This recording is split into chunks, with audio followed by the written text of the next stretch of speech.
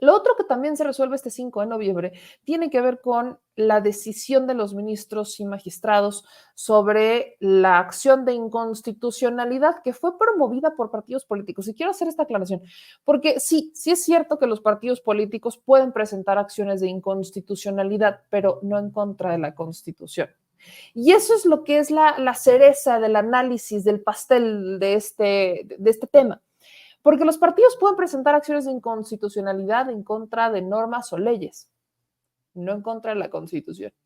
Y lo que hace el proyecto de Alcántara Carrancá, que estará votándose este 5 de noviembre, es degradar la ley suprema, degrada la ley suprema, que es la Constitución, a una ley electoral, para entonces entrar en el análisis. Y lo que hace es que parcialmente, porque por supuesto no es toda, pero parcialmente lo que hace es echar atrás algunos de los temas o algunas de las elecciones bajo este argumento de que es una ley electoral.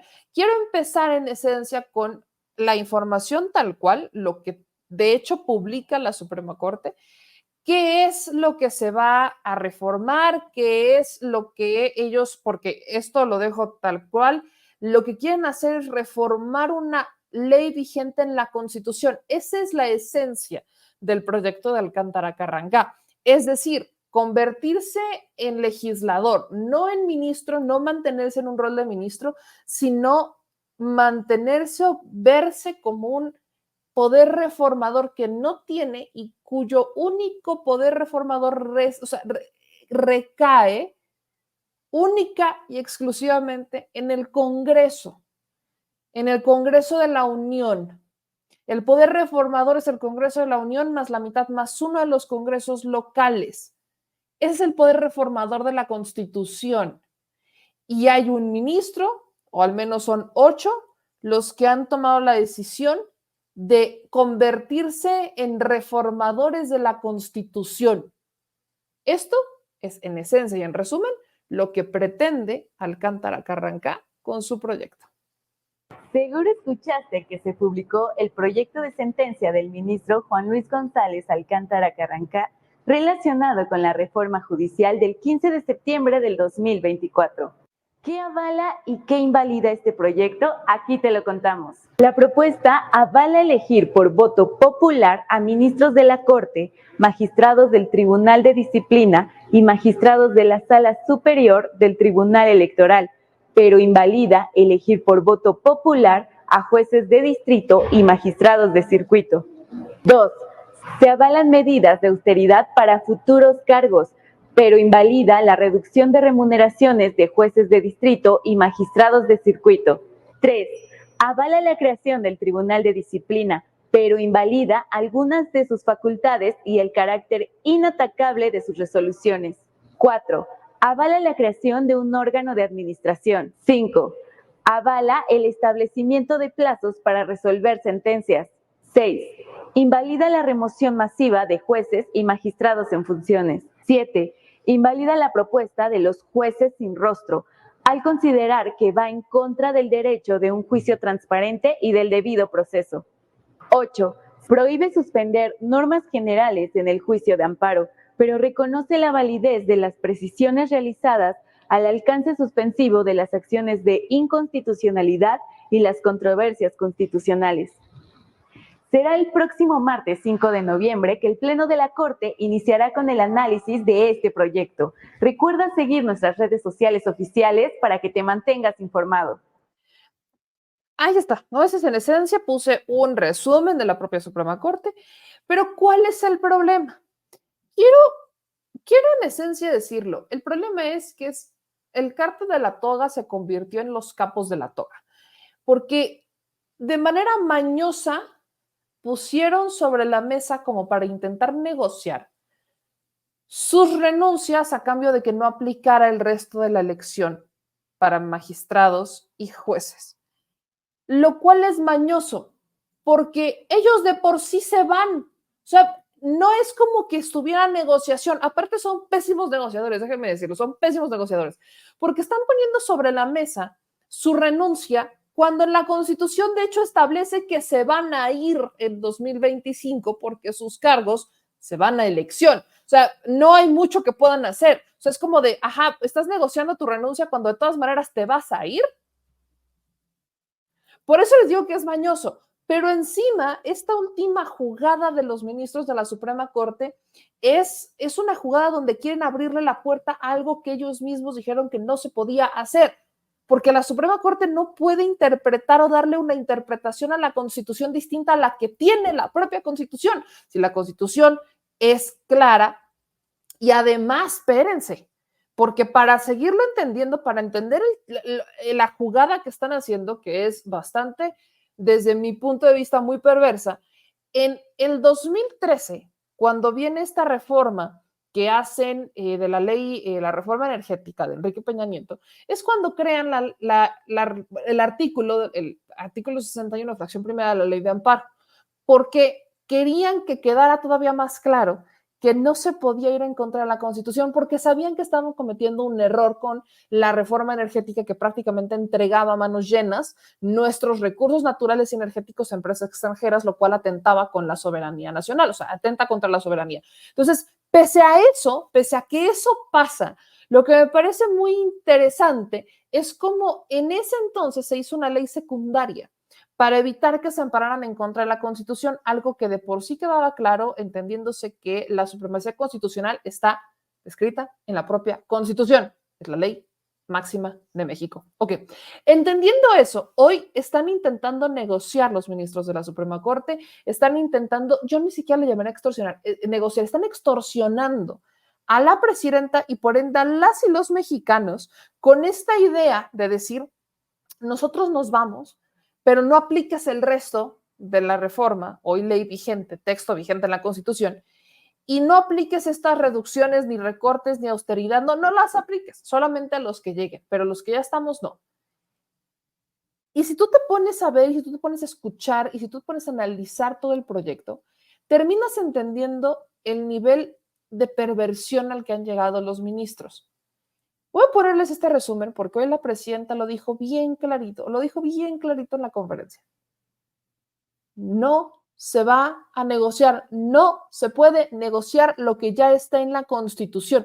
Eso lo deberían de saber los ministros de la Suprema Corte y curiosamente no es así.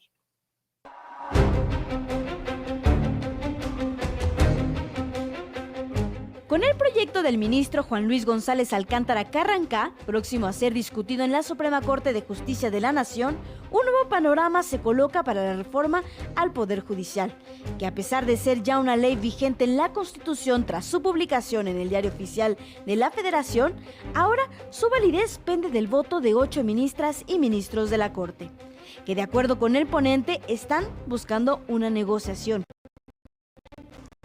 Todavía ayer el ministro Juan Luis González Alcántara dice, es que queremos una negociación. Un grupo selecto que nuevamente solicita a la presidenta de la República poder negociar los términos de la reforma para poder ajustarlos de acuerdo con sus parámetros. Prácticas comunes de la vieja política que hace poco quedaron al descubierto en medio de una reunión de la cual aún quedan muchas dudas. Que por cierto, en su casa fue donde se llevó a cabo la ilegal reunión con el presidente del PRI. Ya dijo que él no estaba, pues sí, pero fue en su casa. Este ministro, que la verdad, con todo respeto, ¿dónde quedaron sus principios constitucionales?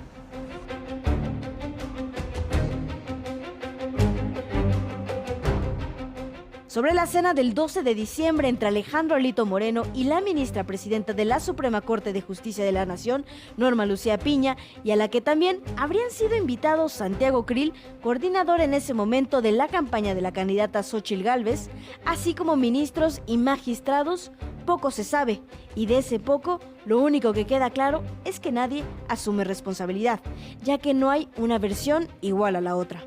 Se hizo esa reunión en el Instituto Mexicano de Cultura, que no es la casa del ministro Alcántara, como quieren filtrar. y yo estando fuera de México me pidieron prestada mi casa, como tienen información confidencial, dijeron pues es una casa que es propiedad de fulano de tal, yo no estuve presente.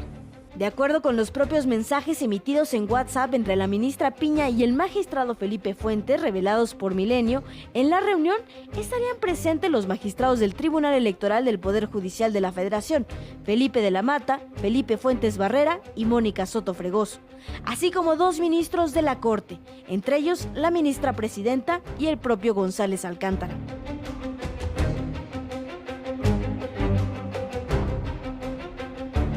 La abierta contradicción de versiones sobre el lugar del encuentro y si estuvo o no presente el ministro Carrancá elude un segundo tema quizás más importante. ¿Cuál es la naturaleza de la relación con el dirigente del PRI? ¿Y por qué tenía que estar presente en esa supuesta reunión para limar asperezas dentro del tribunal que calificaría la elección? Y te puedo contestar que con total convicción que en esa cena nunca, y lo niego categóricamente, se habló de ninguna cuestión relacionada con las elecciones. Ahora sí que, como dice el clásico, yo cené y me fui. Eso es lo que podría decir. Yo no estuve presente, pero quienes sí estuvieron presentes son esos magistrados a los que se les ha ampliado generosamente el plazo para poder seguir en función. A la fecha, las inconsistencias en los temas, los invitados y el propio escenario de la cena quedan en interrogantes, que sus propios protagonistas no han sabido explicar. Sin embargo, a la luz de los nuevos llamados a negociar cupularmente, cabe recordar el posicionamiento de la presidenta Claudia Sheinbaum sobre el tema. ¿Con quién quieren una negociación? ¿Con la presidenta? Si la presidenta lo único que hace es publicar en el diario oficial lo que decide el constituyente. Sofía Velázquez, punto de referencia.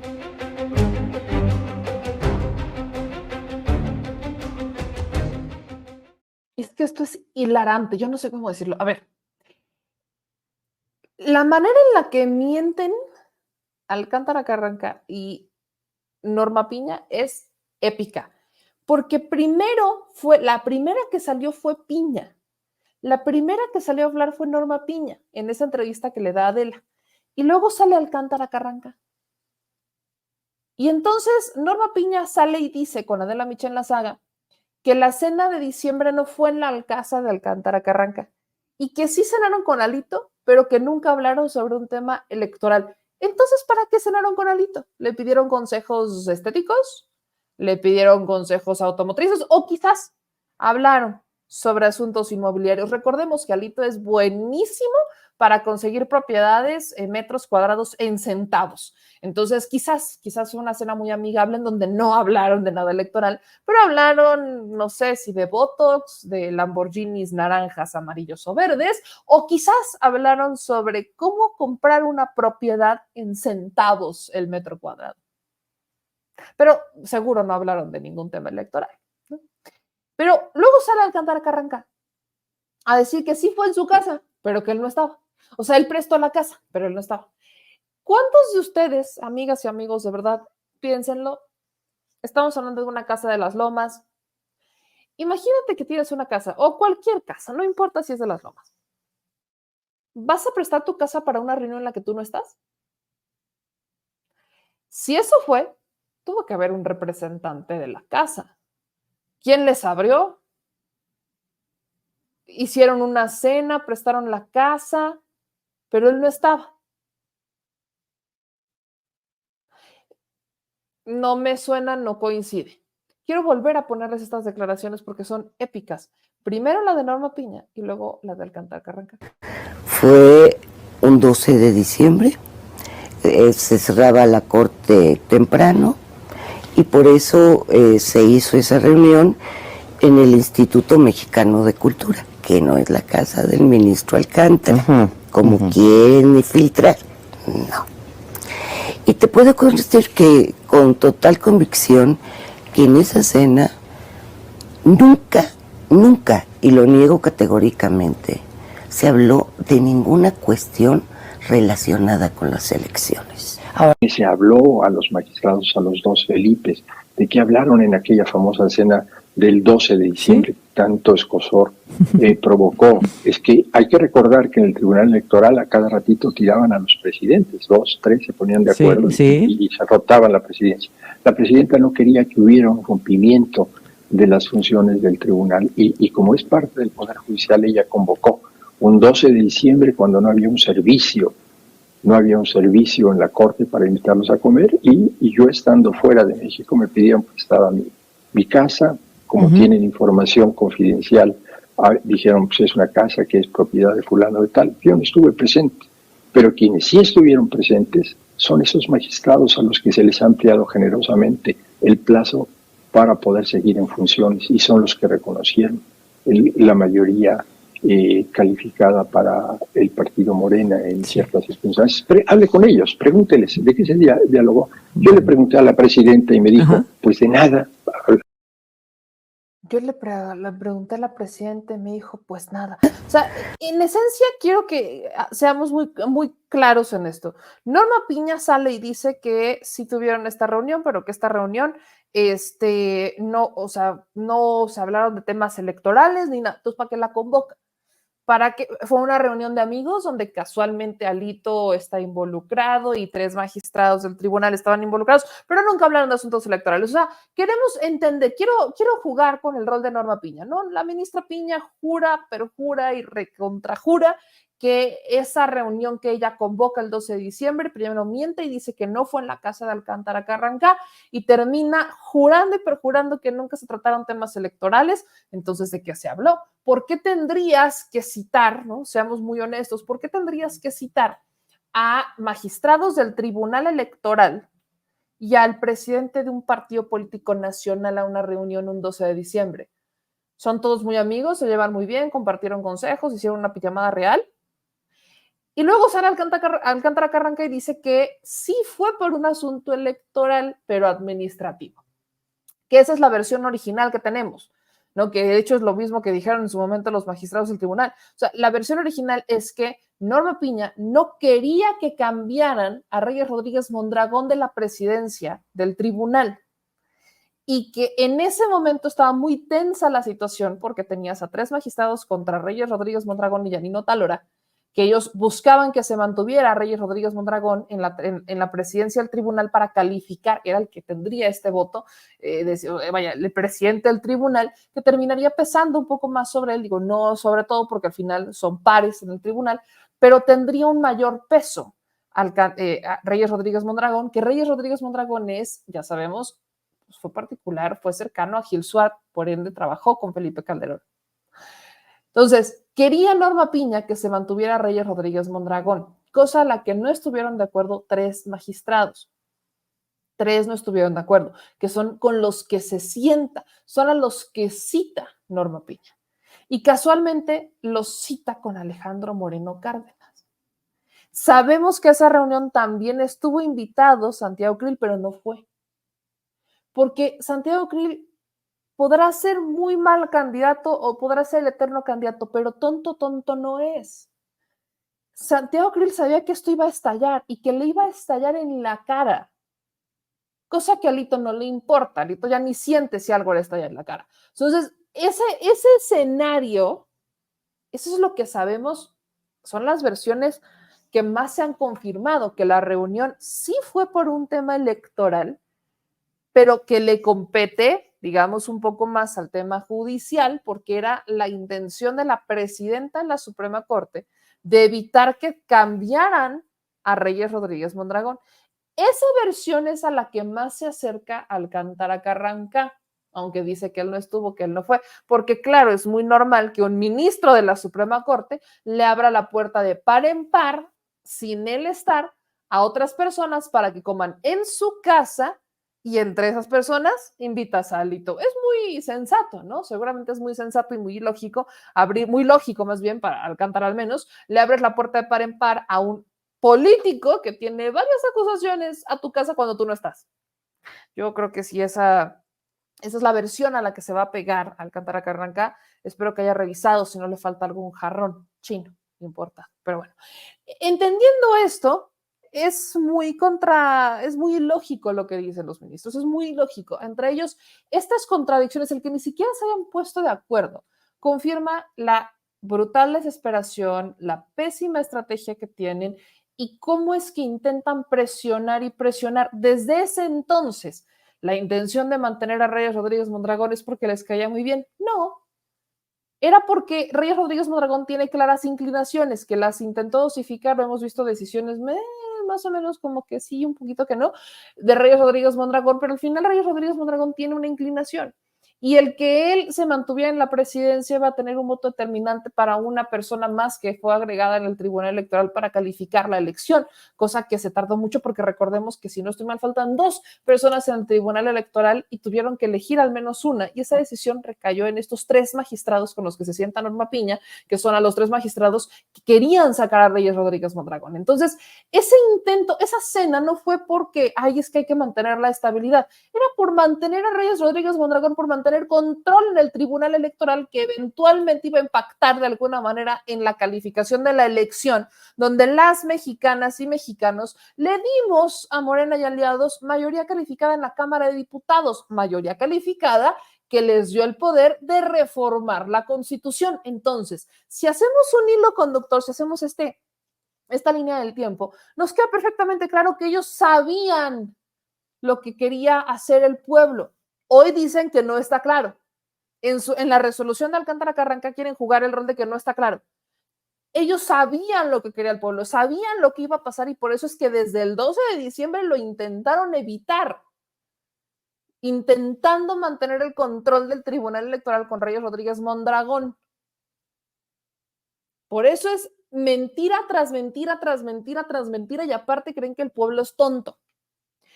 Si desde este entonces ellos querían mantener el control de tribunales porque sabían lo que el pueblo iba a votar, sabían la intención, sabían la campaña, sabían la fuerza. Eso eventualmente se resuelve y gana Morena y aliados, mayoría calificada en la Cámara y condiciones en el Senado que hoy permitieron también esa mayoría, a la que, ojo, la mayoría calificada en el Senado no podemos darla por hecho al 100%. ¿Por qué? Sí, se agregaron 2 personas que eran del PRD, pero el voto de Yunes no está siempre con Morena. Vamos a ver hasta cuándo aguanta ese voto y habrá que ponerlo en pendiente.